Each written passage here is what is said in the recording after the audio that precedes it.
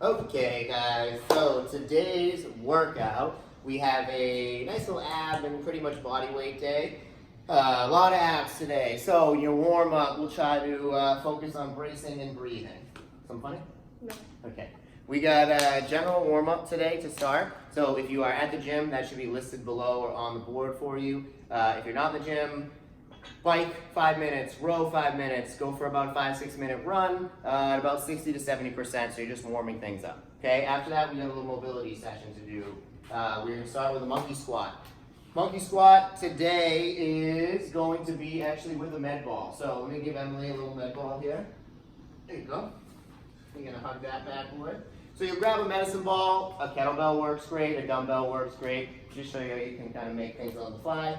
Full squat, and you can really hug that. So the kettlebell is maybe going to be a little bit more work for her because she actually has to use her biceps to hold it. If you're holding a medicine ball, you just hug it like a basket and squat down. The added weight is really just going to help you actually get a little lower with a nice proud chest. That's the goal of it. If it hurts you, bugs your hips or whatever, you can grab the rack or stand upright or put it out in front just like so. That's another great option. Okay? Keeping your medicine ball with you, you're going to go right into a child's pose with your hands on it. So the medicine ball will be out in front of you, or your big trusty kettlebell. And then you're going to either go straight out, side to side, whatever you'd like. Again, we're just getting a little extra range of motion with the med ball there. Hands on top so she gets an extra couple inches off the floor so she can really sink her chest in. Same thing as always on child's pose though. Big breath in, expand your rib cage, breathe out, try to relax everything. A minute total time. Out front, side to side. If the med ball bugs your shoulders, you can just go to the ground. Okay? And then from there, we're going to grab a PVC plank. We're doing some pass-throughs, warm up your shoulders. We get some toes to bar today. So with elbows staying nice and straight, Emily's going to reach that PVC pipe up over her head. If an elbow bends, so Emily has nice mobile shoulders. If an elbow were to bend for her like that, you're going to stop right there. She'll try to straighten that and then come back. So it's 15 reps or about 30 seconds. If you can get all the way to your low back easily, you can walk your hands in a little bit, give yourself a little challenge. You want it to be a little bit sticky on the way over, but not so crazy that you have to do some weird, contorted thing to get it to your back, okay?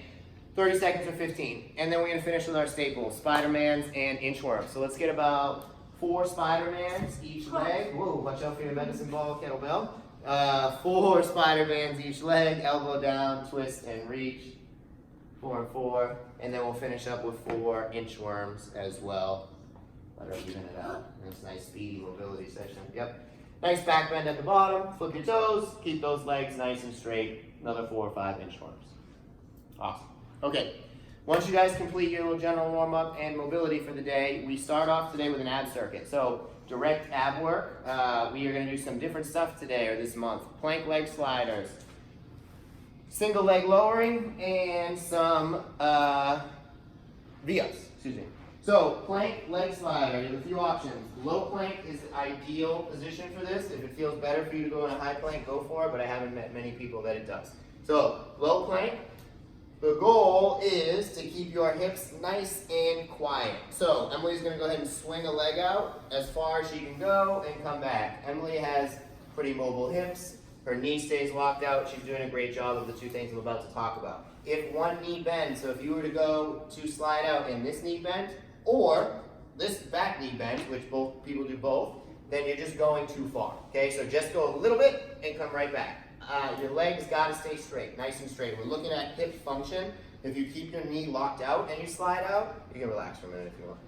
Yeah, if you keep your knee locked out and you slide out, you are improving your hip function. If you bend your knee and just try to get to that same position so that you can say you did, you are decreasing your hip function and making yourself actually worse. So there's a fine line on something like this.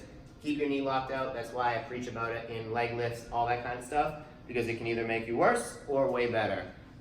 Make sure you lock your knee up, okay? 15 on the right, 15 on the left, switch sides. After you do 15 and 15, you're going to do a single leg lower. So here's another opportunity for you to lock your knee out. Leg flat on the ground. We do leg lifts all the time. This is essentially a leg lift, but you're going to keep one leg stationary. So again, it's really important to look at what your hips do here.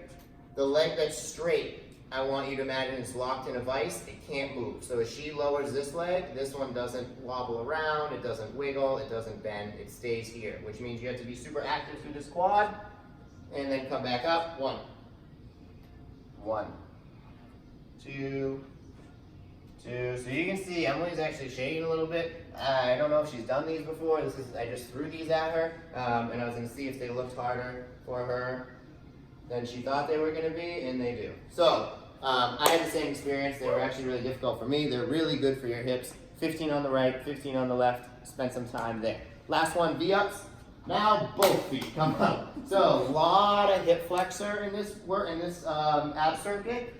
Again, her legs are nice and straight. She's coming up. If V-ups are too difficult to do for you, you can either lessen the range. So you just come, legs stay nice and straight, and you just go little beat. Nice. So you can do that. Or you can bend the knees like Emily was just doing on this one, and then we come up to a crunch.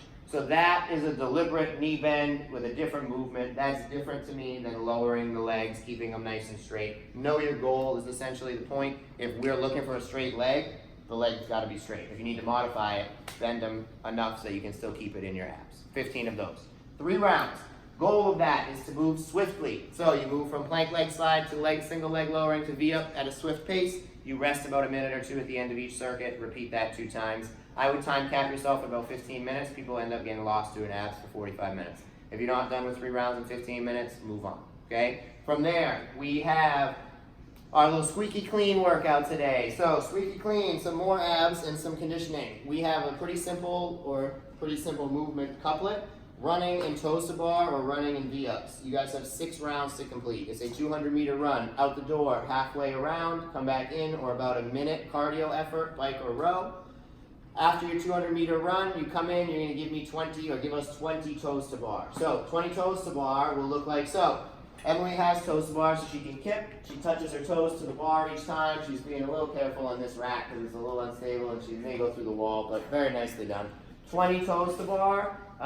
If you're doing 20 toes to bar, I'm going to assume you can do 20 toes to bar in no more than like 2 sets, so 10 and 10 or 12 and 8 or 15 and 5.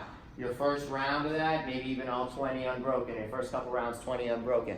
If that's not happening, you can do knee lifts. So you just pull those up, just like so. Although I would save the bar for people doing toes to bar that are doing them RX. Otherwise, come down, and you're just going to be doing V-ups all day today. So go back to V-ups. Or even butterfly sit-ups. Know that your abs are probably going to be even already shot at this point from the ab circuit. So whatever modification you need to do to make sure that that stays in your abs and not your low back. All right? Good job. Thank you. You look pretty good. So 6 rounds of that. Run 220, either V-ups or toes to bar. It's a fast workout. People tend to do this workout faster than they should. After your first run and your first round of toes to bar, even a 15-second rest or like a walking transition to the next run will probably set you up for success in the last rounds rather than like cranking through those first 3 rounds because it's short runs and relatively small numbers on the V-ups. And then by round 4, you hit the brick wall. So just pace a little bit. 6 rounds is a lot. Have fun.